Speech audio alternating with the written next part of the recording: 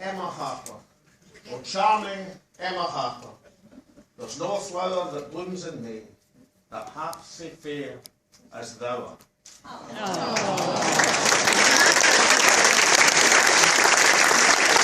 If you'd heard of the night, I wouldn't want to get on the wrong side. And poor David Mundell. Or is it Mundell? Mono. Or is it Mono?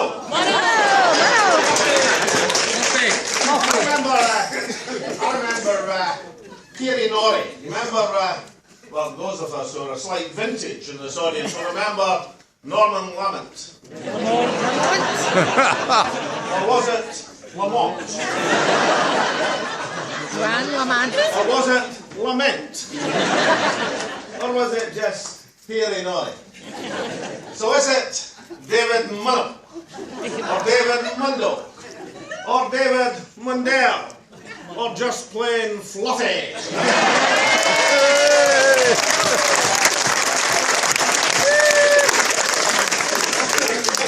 I was doing something earlier a week or so back. I was writing a column for the Press and Journal and the Courier. I'm sorry you can't get it down here. You have to get it online. So if you want to get it online, you can subscribe for Mondays only. That's where I write my column. And that's something I hadn't done for years. I thought about Fluffy Mundell. You see, what happened was he attacked me at the Tory party conference in Edinburgh. There was more folk here tonight than was at that conference.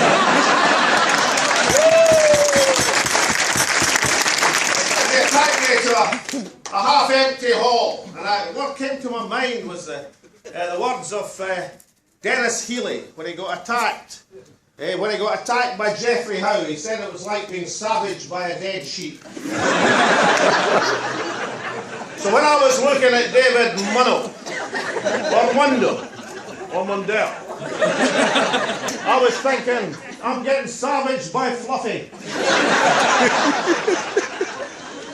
And Fluffy hasn't just been savaging me of late. Fluffy has made the great mistake of savaging the great tapestry of Scotland. Now, those of you who don't know what the Great Tapestry has been playing to packed houses the length and breadth of Scotland. It was shown in the Scots Parliament a couple of years back when it was inaugurated and first launched. And it was on a Thursday. I got to the Parliament and the queues were out the door and up the street, and I thought to myself, ha-ha. They know I'll be in top form at First Minister's Questions today, obviously. It wasn't for me at all, it was for the Great Tapestry that was being exhibited. So the Great Tapestry is really, really very, very popular. It's more popular than David Munno, or Mundell, or just Mundell. But David, Fluffy, doesn't he think that the Great Tapestry should go to Tweedbank? In fact, he doesn't think it should go anywhere. He says it's an indulgence. How can a tapestry be an indulgence? In the indulgence stakes, it would be very difficult to compete with Munno, Mundell, or Mundell.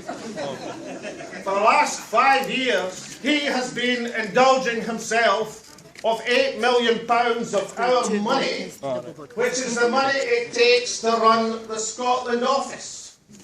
Now, what does the Scotland office do, apart from keeping David Munno, Mundell, or Mundell in the manner to which he's become accustomed? So he doesn't mind taking £8 million to run a department that issues the occasional press release. But he does not like the idea that the Great Tapestry of Scotland will have its permanent home in Tweedbank so folk can come in their hundreds of thousands down the Waverley line to the borders to see the borders reintegrate, as they should be, with the culture and history of Scotland. And our young candidate for that seat, who is an amazing young lad, and has the inestimable advantage of having my wee sister as his election agent, I think, going to take Mr. Mundo or Mundell to the cleaners on his faux pas on the tapestry.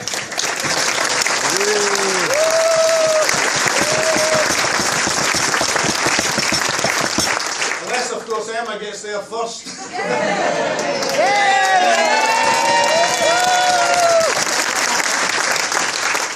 Anyway, let's put it this way, Emma. I know Fluffy, and I heard you tonight. My money's on you.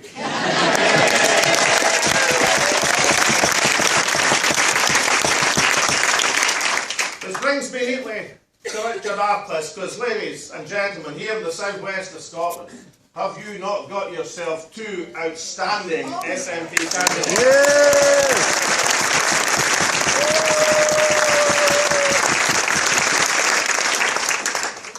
Richard, I, as well as knowing Muno, I know Russell Brown. I have to say, I think Russell's a really nice man.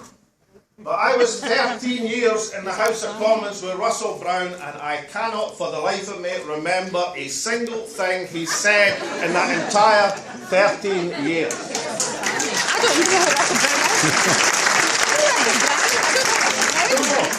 is. That big picture of you that's scaring them round the bus routes of your constituents, that's going to be your secret weapon.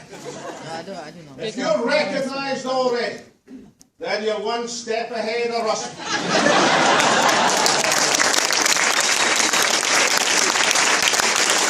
So, ladies and gentlemen, I don't care what the majorities are. I don't care what the majority in this seat, the majority in the neighbouring seat are. I believe, I know that these two outstanding candidates are going to be part of the tartan contingent in Westminster come May. Yeah.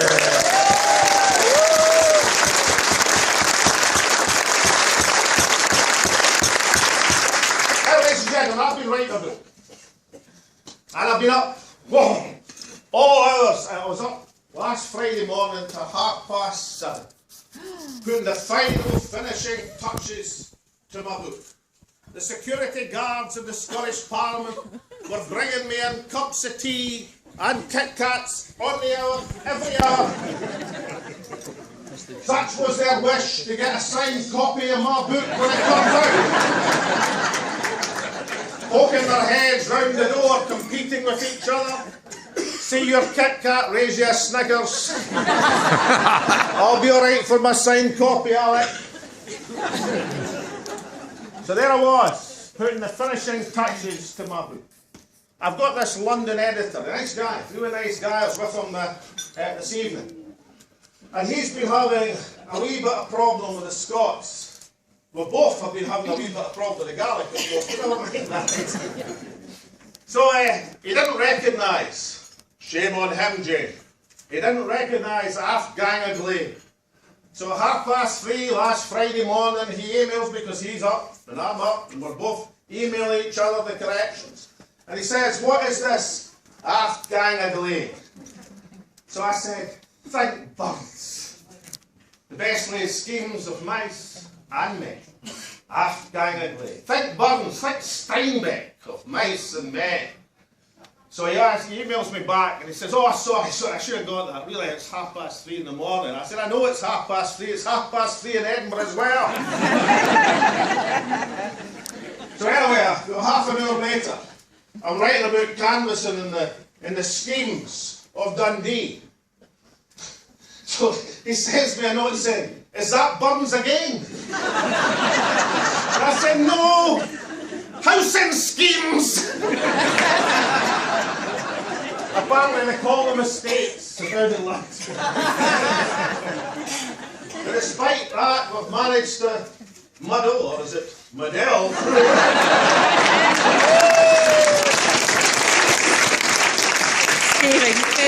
We're making great progress. And this book, which I'm not allowed to tell you the title of, but if you think about dreams that shall not die, that'll give you a strong clue. I'm not allowed to tell you the launch date. If you can get some money on March the 19th, I'll get it.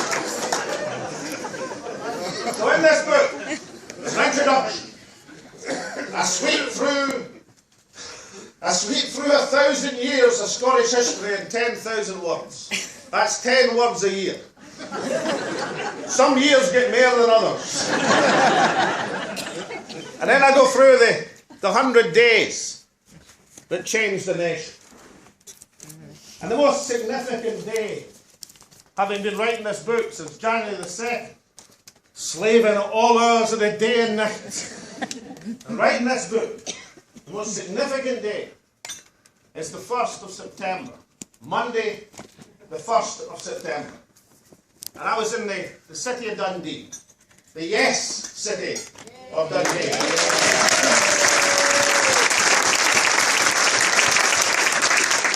Is that Andrew? Yes, it is. Is it diet? Have you got a cream? Sugar free? It is. But you need a cream this time, don't you? No.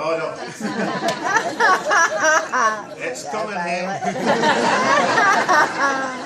£1.60 in my expenses. I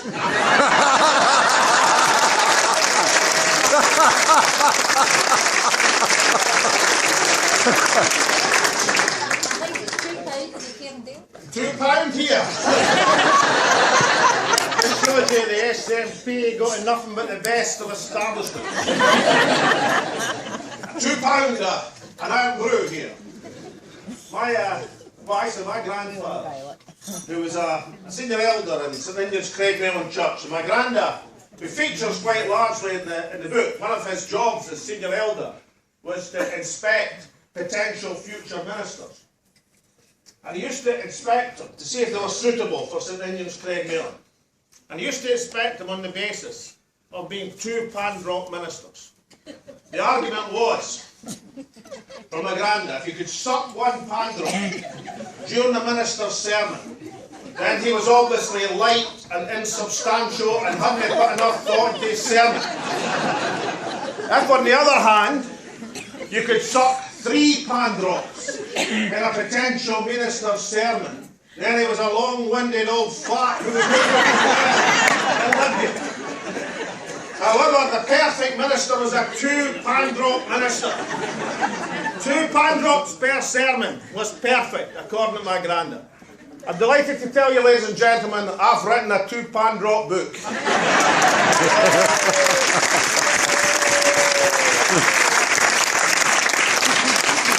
In my 2 pan-drop book, the most significant day is the 1st of September. I was in the city of Dundee.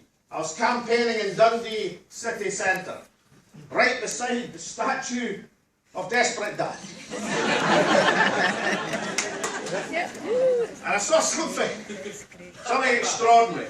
I saw a queue of folk waiting back, so I was going to say in the sun in Dundee, and somebody's going to say that was extraordinary. I saw a queue of folk waiting in the sun. I went up to them and I said, what are you queuing for? And this lad, maybe in his 40s, said, we're getting our registration forms to vote. We have to have them in by tomorrow. It's the last day to get a vote. So I looked at him and said, well, if you just moved in to the city, you're not on the register. No, I said, I've not been in the register since the poll tax, he said. He says, this is the first time there's ever been anything worth voting for. Yes. Yeah.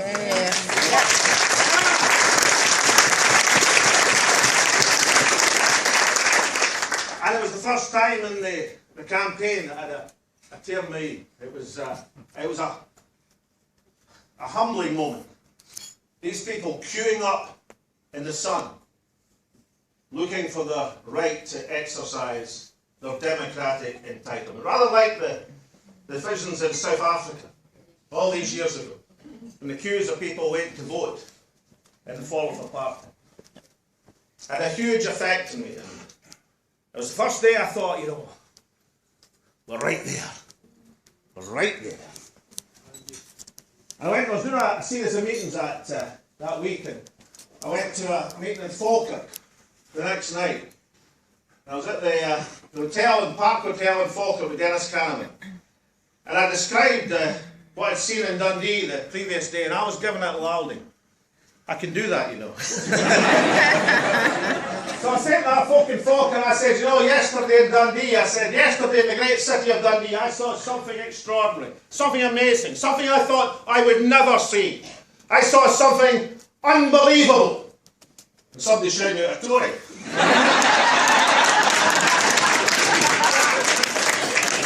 I said, no, a Tory. I saw people registering, queuing up to get their registration forms to vote.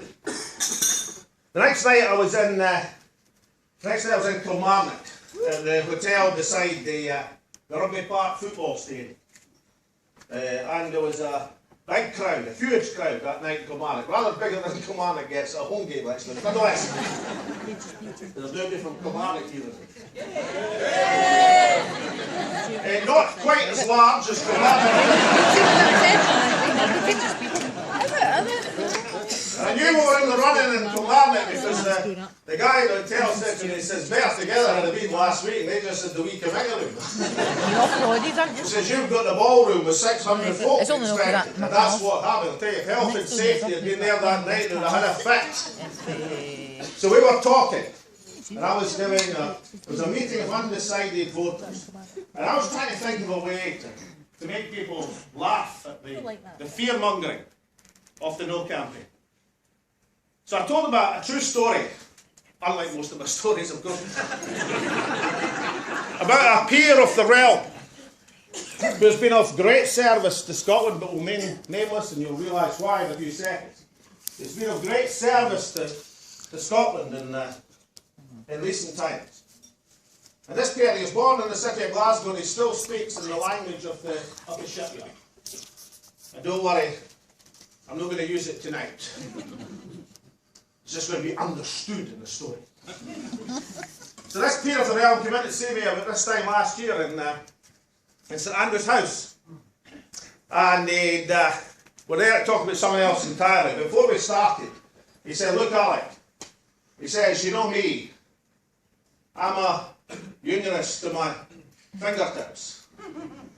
But if you see that wee Osborne says one more time that we can't keep our own currency. When we invented the Bank of England,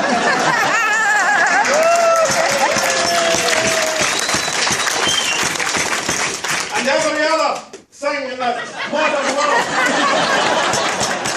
So if that we, the earth, if that way in the earth says that one more, I'm going to come and join your lot. So anyway, I delivered this and it went down a great reception in Kilmarnock. They recognised some of the language. And it was a great meeting. It went on for hours and hours and hours, and there was selfies and autographs and this, that, and the next thing for ages and ages and ages. And the end of the meeting, this wee guy comes up to me. This is about 3 hours later. And he says, you know, he says, I've been thinking. I said, good. He said, I've been thinking about that peer of the realm. That one you told us about. The one with the chicken language. I says, aye. He says, I know who it is. I said, do you? He says, it's that Wally Hockey, isn't it? And I said, got it in one. I lied. The referendum campaign changed the country. It changed the people. There's a film called The Kingdom of Heaven. And it's rather a good film, actually. It's about the defence of Jerusalem by the Knight Bailey. It's played by Orlando Bloom. Who actually thinks bears are passing the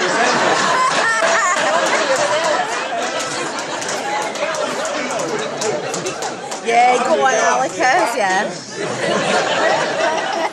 Orlando is Balian, and Balian is defending Jerusalem. And Balian is defending Jerusalem against the Sultan Saladin. And some idiot is taking the crusading army into the desert, and Saladin has slaughtered the lot.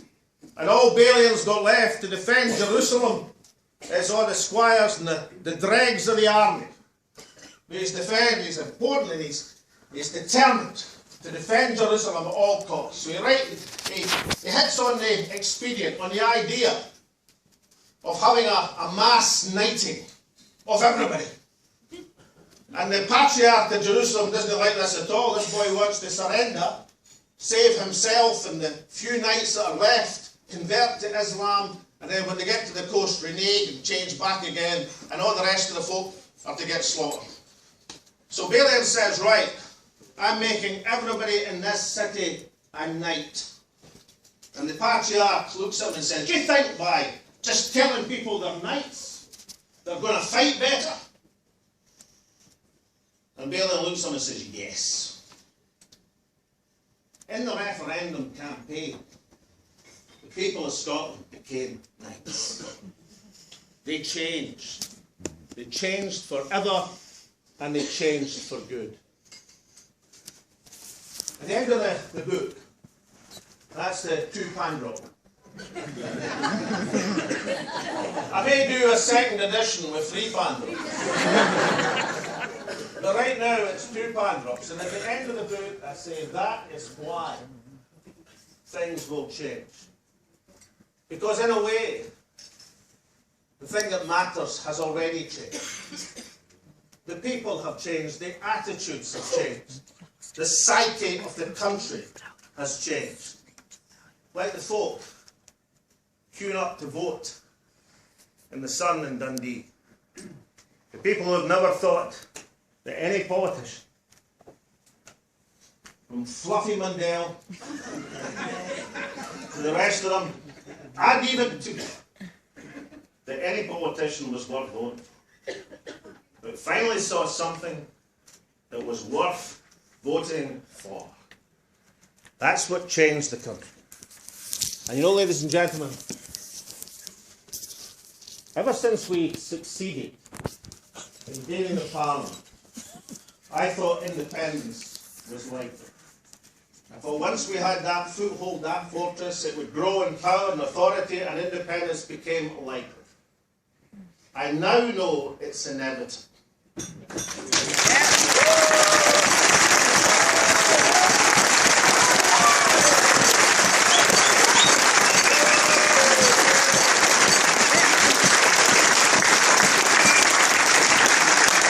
Because everybody deserves a second chance.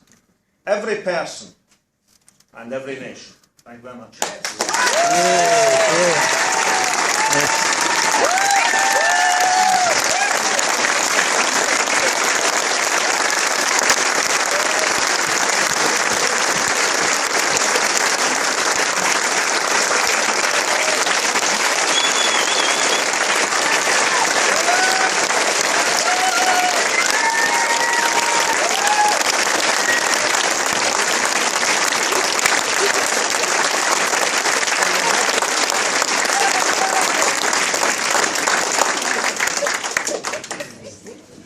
Ladies and gentlemen, that was an incredibly stirring oration from Alex Salmond. Can we hear it again, please?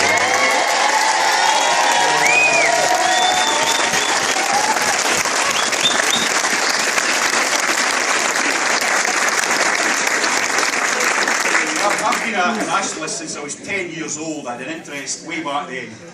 And these were the days when the SNP scraped together half a dozen votes here and there. And I never ever thought I would see this in my lifetime. We are on the verge, I think, folks, and we'll keep up the momentum.